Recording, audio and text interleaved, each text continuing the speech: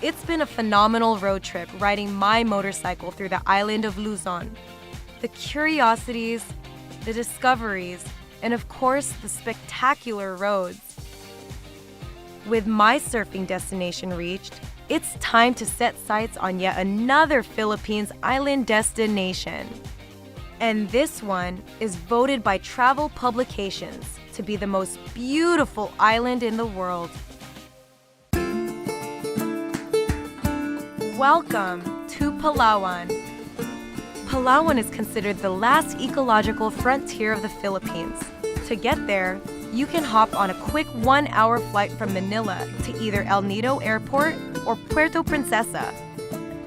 My journey begins way down south, in the surprisingly busy hub of Palawan, Puerto Princesa.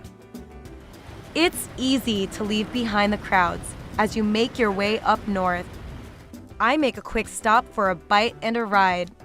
This is called Baker's Hill, and you can easily tell why. Some quick locally baked snacks, and you can meander around this themed, dense, and somewhat kooky destination. What's crazy is that it started off as a simple little bakery, but now it's like it eventually turned into this cutesy little theme park that attracts a lot of tourists, and I can see exactly why. It's such a gorgeous view.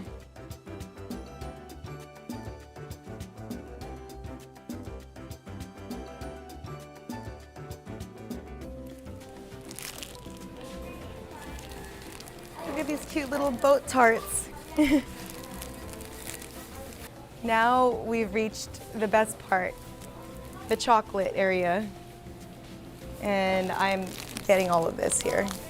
Might as well get this whole package right here. We're good. Ube hopia with pork oil. Or actually, you can kind of see what's popular. And it looks like this one is pretty good. There's barely any left. That's the secret.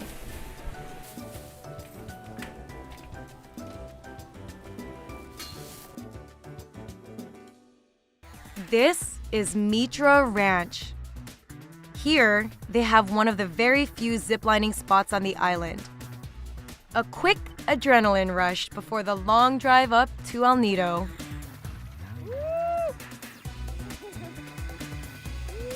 It's thrilling to go through each run. With the beauty of the island all around me, it's easy to lose yourself in the moment and enjoy the surroundings.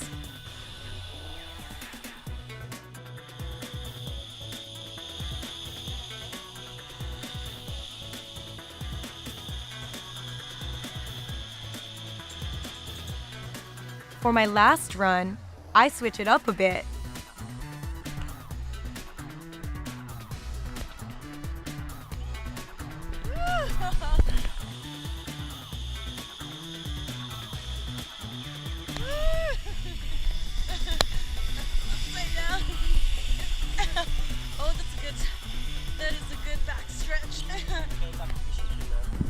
Back to position. Is my face all red? Okay, yeah, that last one, great back stretch. I needed that. Felt really good. I had all these crazy emotions because it's relaxing and the scene is beautiful at the same time. That was really fun. That was a blast. And now it's time to head back to the road for my next destination up north. From Mira Ranch to Taytay. During the Spanish colonization of the Philippines, Taytay, fun to say, right, was the administrative hub and the capital. On the edge of the sea is this imposing structure. Santa Isabel is one of the oldest structures that exists here in Palawan. It was built in 1667 in honor of the Spanish Queen Isabella II and was used as a military station during that period. Today, it's a fascinating destination to explore and get unparalleled views of the city and water. You can explore the fort to your heart's content.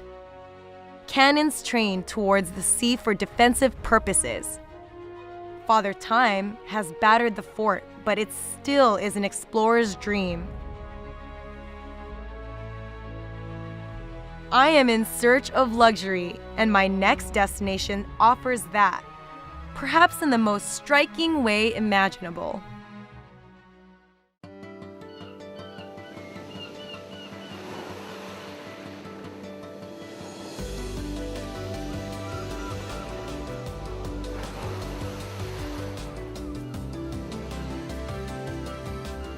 This is El Nido's resort's fabled Logan Island. Upon first glance of the resort, it feels like a James Bond film. But as surreal as all this looks, it's not a fantasy. This is all real. Nestled between a lush 4-hectare forest and a calm, shallow lagoon, Logan Island, El Nido Resort's eco-sanctuary island resort, has the densest forest over limestone out of the 45 islands and islets of Baquit Bay. Logan Island serves as a sanctuary for a diverse variety of birds and mammals. In fact, the resort encourages guests to wake up early and go for a spot of bird watching. From these majestic-looking emperor pigeons to kingfishers, troops of monkeys, there's wildlife everywhere. And this is not a coincidence, because this is the El Nido Marine Reserve, which is a protected area. At El Nido Resorts, we take pride in being one of the most awarded properties in terms of environmental conservation and sustainable tourism for development. We are also very strict in terms of waste management. We practice segregation at source. We have here different ways by which we ensure that before coming to the materials recovery facility, we already have segregated our trash or our solid waste. Aside from the solid waste management, we also have our own desalination plant so that we won't need to compete with the locals in terms of fresh water consumption. This plant transforms seawater into fresh water where it goes through a process called reverse osmosis. This new fresh water is what we're using in all our properties. We use this for the toilet, for the restrooms, and of course also for our swimming pool. Palawan is called as the last ecological frontier. This is because we are the only remaining island in the Philippines with pristine forests and with intact terrestrial wildlife. Aside from being the last ecological frontier, we are also part of the Coral Triangle. This means that Palawan is the center of marine biodiversity. You can find almost 70% of all marine wildlife here in Palawan. Logan Island has a total of 51 rooms that incorporate timber, recycled from old Filipino homes for floors and furnishings to evoke charm and quiet luxury.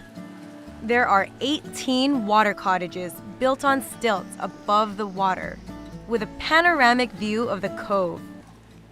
Designed for maximum tranquility and calm, all rooms feature full-height sliding glass doors that open to a private veranda.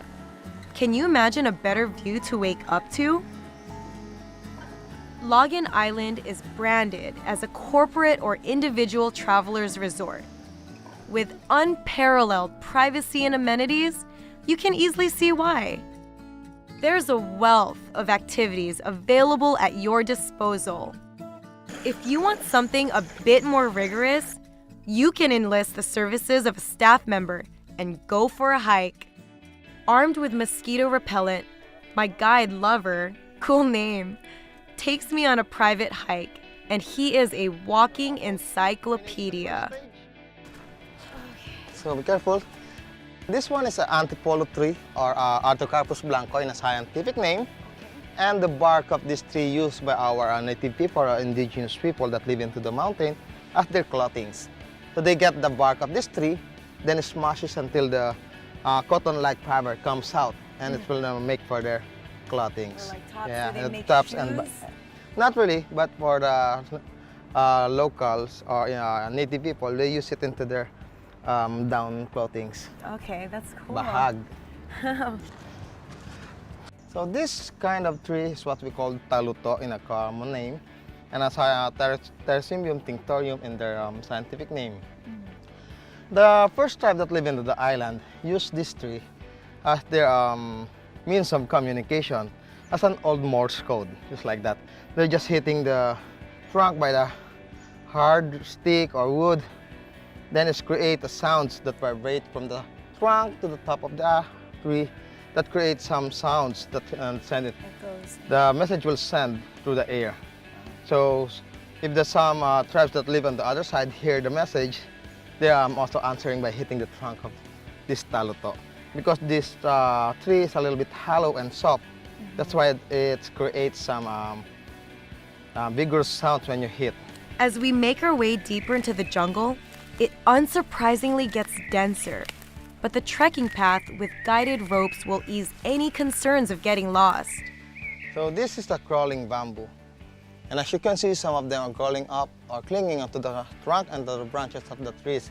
This is not like ordinary bamboo that is standing on the one stalk. This kind is about crawl and have some branches. So please avoid holding on this kind of plants or in these trees, because as you can see, there's small granules that's surrounding onto the trees. That makes you itchy. Oh. But if accidentally you hold it because of your out of balance, you hold it. So please don't rub your hand into your clothes, because the granules may stuck onto the fibers of your clothes and make you itchy. So the first thing that you do if you accidentally hold it, just gently rub it into your hair. Really? Yes, Your ma'am, hair? because when you rub the granules into your hair, it will stuck onto the hair, and when you walk, it will blown by the wind.